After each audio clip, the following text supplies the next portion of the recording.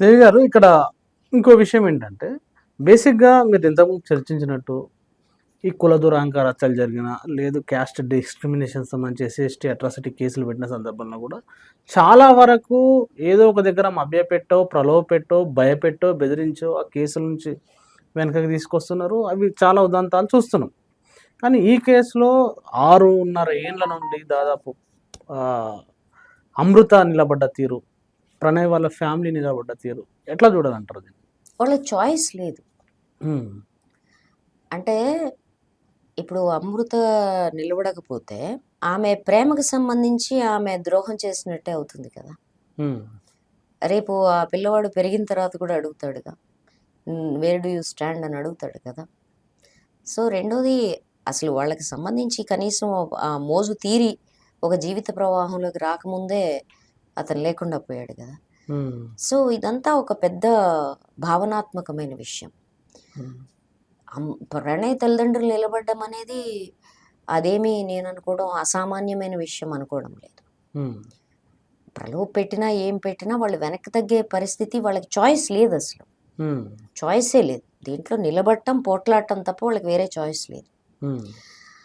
వేరాజ్ మారుతీరావుకి సంబంధించినంత వరకు ఇప్పుడు అతన్ని ఎవరు రెచ్చగొట్టడం వల్ల అంత ఎక్స్‌ట్రీమ్‌కెళ్ళాడు? హ్మ్. ఏ ఆస్తిపాస్తుల మీద కన్నేయడం వల్ల అతన్ని ఇంత దశకి తీసుకొచ్చారు? దేన్ని రియలైజ్ అవ్వడం వల్ల అతను ఆత్మహత్య చేసుకున్నాడు? దట్స్ ఎ ట్రాజెడీ హ్మ్. అతని జీవితంలో. ఈ అతను చేసిన ఈ ఒక్క రెచ్చగొట్టుడు ఫలితం ఏమైంది? ప్రణయ్‌కి ఒక సహచరుడు లేకుండా పోయాడు. ప్రణయ్ అనే సహచరుడు అమృతకి లేకుండా పోయాడు. వాళ్ళ బిడ్డకి తండ్రి లేకుండా పోయాడు. ఒక ఇద్దరికి కొడుకు లేకుండా పోయాడు. ఇంత చేసి తనే లేకుండా పోయాడు. తన బిడ్డకి తను సృష్టించిన విషాదంలో తోడు నిలవాల్సిన వ్యక్తి లేకుండా పోయాడు. హ్మ్. వేరెవరో విషాదం సృష్టిస్తే తోడు నిలవాల్సిన మనిషి తనే లేకుండా పోయాడు. పోనీ దీని నుంచి ఏమి నేర్చుకున్నారు? మళ్ళీ ఆ తల్లి దగ్గరికి అమృత తిరిగి కలవాల్సిన పరిస్థితి ఏర్పడింది. బాంధవ్యాలు వేరు. ఇప్పుడు మారుతీరావు ఈ పని చేసినందుకు ఆ తల్లి బాధపడకుండా ఉంటుందా? తప్పనిసరిగా బాధపడుతూ ఉండుంటుంది.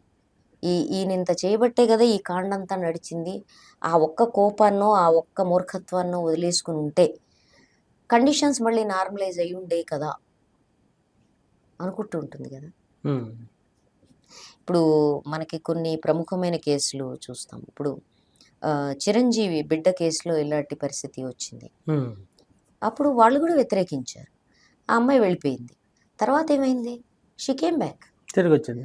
ఇప్పుడు కారణాలేమైనప్పటికీ షీ కేమ్ బ్యాక్. వాళ్ళు మళ్ళీ వెనక్కి తీసుకున్నారుగా. హ్మ్. ఆ మాత్రం విజ్ఞత నీకు కూడా ఉండాలి గదా! అంటున్నా. ఇప్పుడు మారుతీరావుతో పోలిస్తే మరి వాళ్ళ కుటుంబం ఎక్కువ జనం కళ్ళల్లో ఉండే కుటుంబం గదా! సో, అందుకని మన విజ్ఞత అనేది ఇక్కడే పనిచేస్తూ ఉంటుంది. అది పనిచేయనప్పుడు చాలా కష్టం అవుతుంది. ఇప్పుడు తప్పులు చేస్తారు.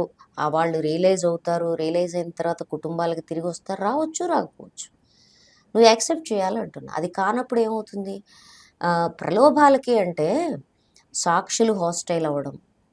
ఇప్పుడు 6, 5 ఏళ్ళు నడిస్తే ఈ లోపల మారుతీరావు బతికుంటే ఎంతమంది సాక్షులు నిలబడి ఉండేవాళ్ళు? హ్మ్. ఎంత డబ్బు ఇన్‌ఫ్లూయెన్స్ ఉండుండేది? ఇది మనం చెప్పలేం కదా! అందుకని సుదీర్ఘకాలం నడిచినప్పుడు ఆ సాక్షి కూడా ఎంతకాలం తిరుగుతాడు? హ్మ్. ఆహ్, అసలు ఇవి కోర్టు కథలు చాలా భయంకరంగా ఉంటాయిలెండి. అదే మారుతీరావు బతికుంటే ఏంటి పరిస్థితి? సాక్షుల్ని తారుమారు సాక్షులు చేసే అవకాశం ఉంది అన్నారు. చెప్పలేం కదా అది. ఇప్పుడు అతను అదే పట్టుదల మీద ఉండి ఉంటాడు తప్పనిసరిగా. తనని తాను రక్షించుకోవాల్సిన పరిస్థితి వచ్చినప్పుడు ఏ జీవైనా అట్లే ఉంటుంది. హ్మ్. అతను బతికుంటే సాక్షులందరూ వచ్చి చెప్పుకునేవాళ్ళ. హ్మ్. ఎంత హై ప్రొఫైల్ ప్రజా సంఘాలు గనుక ఇన్వాల్వ్ కాకుండా ఉన్నట్లయితే హ్మ్. పరిస్థితి ఇట్లా ఉండేదా? హ్మ్. మరి ఇప్పుడు 120 కేసుల్లో అన్నీ హై ప్రొఫైల్ కేసులు కాదు కదా! హ్మ్. కానప్పుడు వాటి కేసుల పరిస్థితి ఏంటి? వారికి ఎవరైనా సాక్ష్యం ఇవ్వడానికి అసలు వచ్చారా లేదా? హ్మ్. అన్నీ ప్రశ్నలే కదా! సాక్ష్యం లేకపోతే సాక్ష్యం లేదని కొట్టేస్తారు. హ్మ్. నిట్ట నిలువునా జరిగిన హత్యలకు కూడా ఏం లేదని కొట్టేస్తారు. హ్మ్. తర్వాత ఇంకోటి ఇప్పుడు మన ఇబ్రహీంపట్నం కానిస్టేబుల్ హత్య. హ్మ్. అట్లాంటి సందర్భంలో పెద్ద దుఃఖదాయకమైన విషయం వాళ్ళ తల్లిదండ్రులు. హ్మ్. తల్లిదండ్రులు ఇప్పుడు ఏ దశకు వస్తారు? నేను అనేక సందర్భాలు వరకట్న హత్యలప్పుడు కూడా చూశాను. హ్మ్. పోయిన బిడ్డ ఎటు పోయింది? ఉన్న మ్మ్. కొడుకుని ఎట్లా వదిలేసుకుంటాం మ్మ్. అన్న దగ్గర వాళ్ళ చాయిస్ క్లియర్గా ఉంటుంది. మ్మ్. పోయిన వాళ్ళని తేలేరు, ఆ క్లారిటీ ఉంటుంది సామాన్య జనానికి. మ్మ్. ఒక ఆదర్శం కోసం నిలబడాలంటే ప్రాక్టికాలిటీ అనేది ఆదర్శాన్ని మించుతుంది. మ్మ్. నా బిడ్డ చచ్చిపోయింది, రెండోది ఇంకోటి కూడా ఉంది, నా కొడుకు ఎందుకు చంపాడు, నా బిడ్డ తప్పు చేసిందనే కదా. మ్మ్. అట్లాంటప్పుడు ఓకే, తప్పు చేసింది కాబట్టి పోయింది, నా కొడుకుని కాపాడు.